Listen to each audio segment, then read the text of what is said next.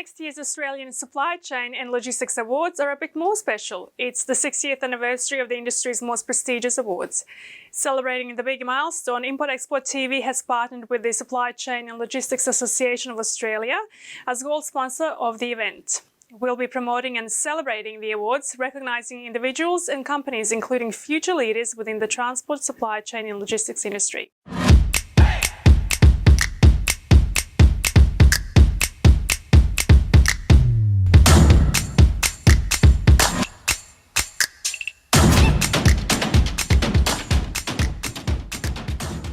With us is Stephen Lakey, Director of Supply Chain and Logistics Association of Australia. Welcome and thank you for joining us live. Thank you, Risha. Thanks for inviting me over. Pleasure.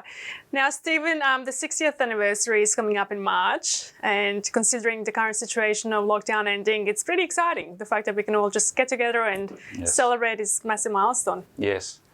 So it was scheduled for November, but we moved it to March, and I'm so glad that we did because I think March is going to be opening up. It is a national event, so we have people flying in, and they'll now be able to do that. Fingers crossed and touch wood. So to be held in Melbourne at Crown Palladium. What date again? It's March the 18th, so that's a Friday. Yeah. Great. And what are we anticipating? How many do you think might actually turn up?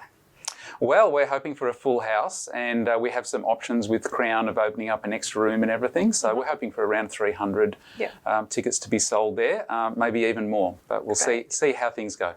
Now, Stephen, what significance does this year's 60th anniversary have, especially the uncertainties that we've had over the last year with COVID?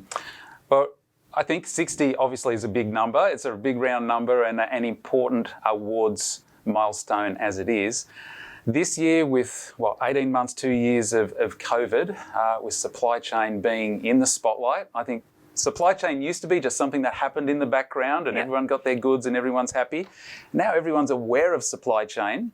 I think members of the industry have never worked harder, never worked longer.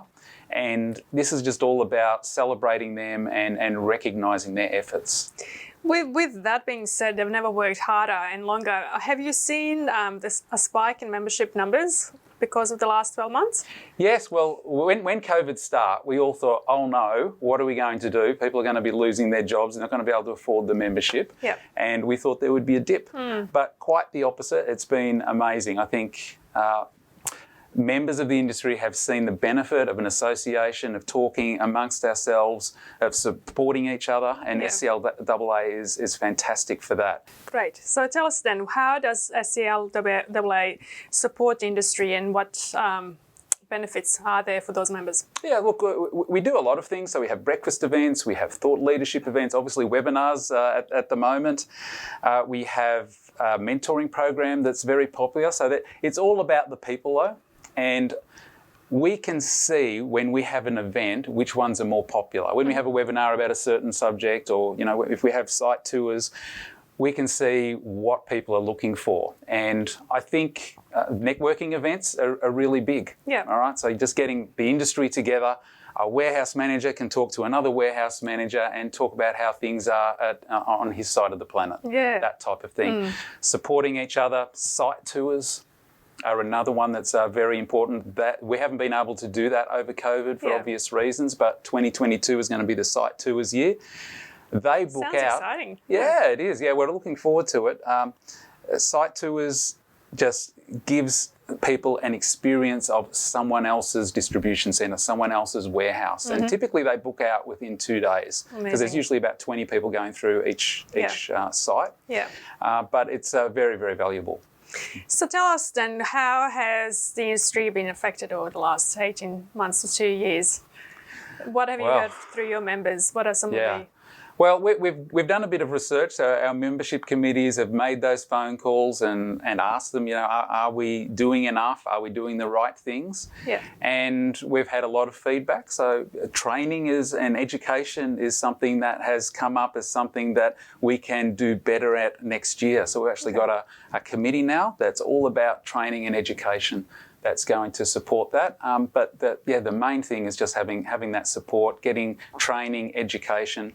And I think technology is a big thing now because that just moves so quickly. And for people to understand what's available, how it can benefit their supply chain, but not a sales pitch. You know, it's just real, like, you know, talk to other people who may have, I don't know, voice picking in their DC. How has it been for you? Yeah. What were the road bumps in getting there? Was it worth it in the end? All those sort of things. Great. Now, going back to the awards night, what can we expect in terms of entertainment and the categories for this year? Yes. Well, this year we've introduced 3 new categories, and this is just to reflect the changing times. And as I said, technology is such an important area now. So we've introduced 3. I've got them here: the Automation, Robotics and Emerging Technology Award, Yep. Big Data, IT and Business Intelligence, and a Startup Award. Okay. So, with those technology-focused awards, what shift are we seeing within the industry? How are people embracing that change?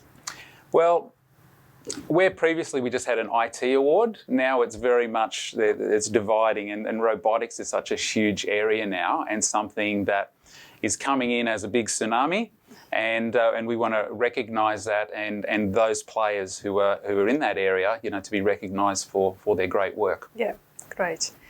And what else would you like to add? How did your awards go last year?